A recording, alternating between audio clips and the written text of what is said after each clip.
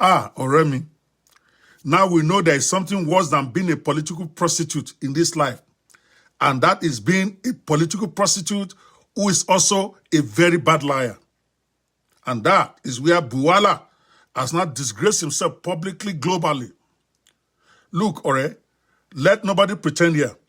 Politics is full of turncoats, side changers, betrayers, sudden conversions, and emergency new convictions once appointments don't enter the picture. That's not new. Men have been cross-carpeting since the days of old. Some do it for survival, some do it for ambition, some do it because stomach infrastructure suddenly gives them fresh revelation from heaven. So let's not all pretend or act shocked that a man changed sides. My own problem here is not that he changed sides.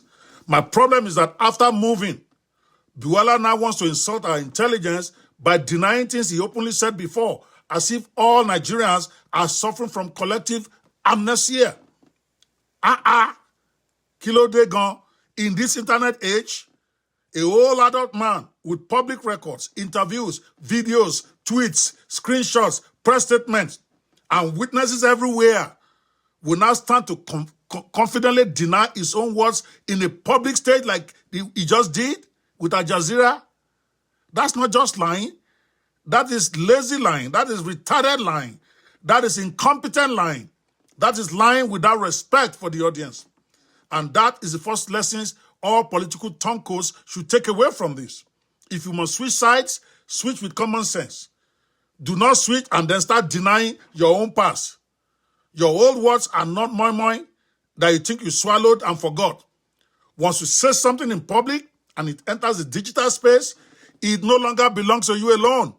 It now belongs to screenshots, blogs, Google caches, internet archives, WhatsApp forwards, YouTube clips, angry opponents, disappointed supporters, and mischief makers whose job is to archive long memories. In simple language, the internet never forgets. It's true. You've heard that before, Mr. Buwala. You can change your calm. You can change your jersey. You can change your talking points.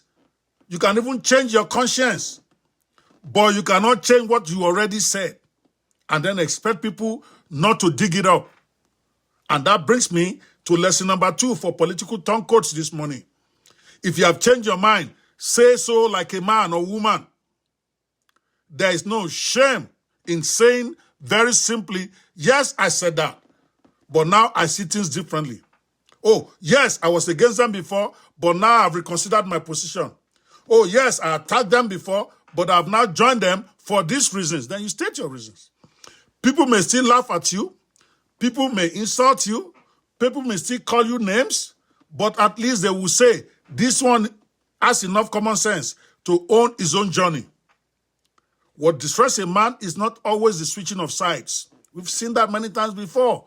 It is the refusal to own that switch. Because once you start denying obvious facts, you are no longer just a turncoat. You become a man without ideological memory, a man without personal discipline, and somebody without even the minimum respect for the audience and the truth. And that will be sad.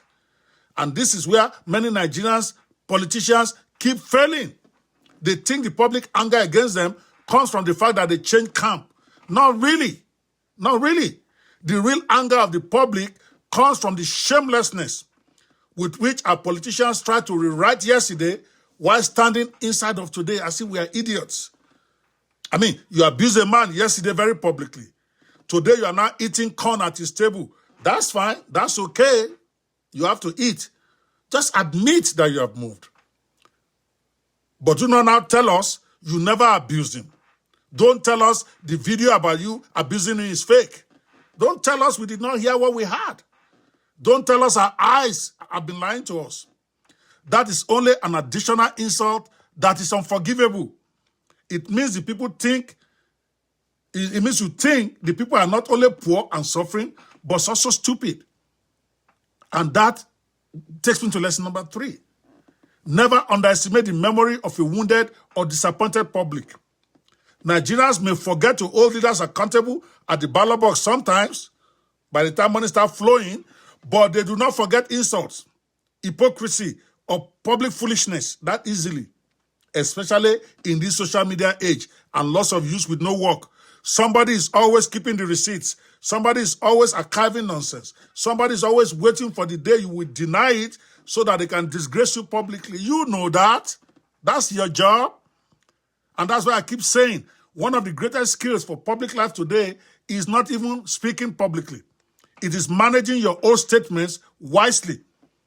Before, politicians could lie and move on because newspaper pages could disappear into a wrapping paper by next week, or they could even buy all the old archives. How many newspapers do we have at that time? But not anymore. Now your foolishness has permanent address on the internet.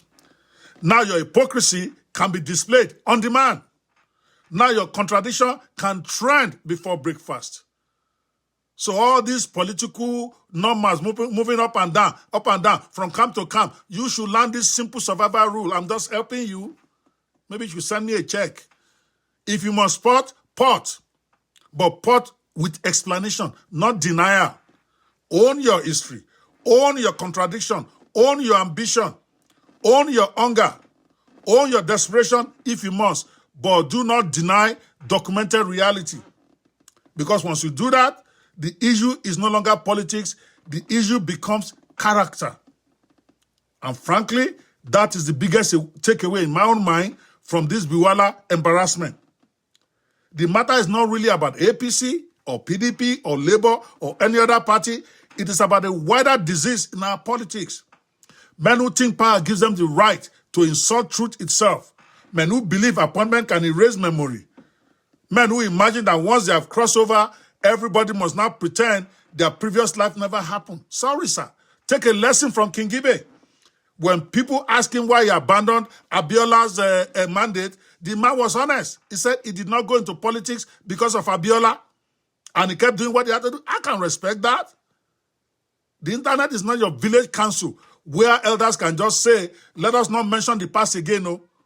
Online, the past is always one search away. And here's my final lesson to all political turncoats. Changing sides may make people question your loyalty, but denying your own words will make people question your sanity and your integrity. One can be managed, the other one is fatal. Biwala should have simply said, yes, I spoke those words against them before. Today I'm with them. You can judge me as you like. That was then, now is now. That will still attract insults, but at least it will carry some trace of manhood. But this route of denying the obvious, Oremi, that is why people keep laughing. That's why they are laughing, and deservedly so. Because Biwala has now become confirmed as a retarded liar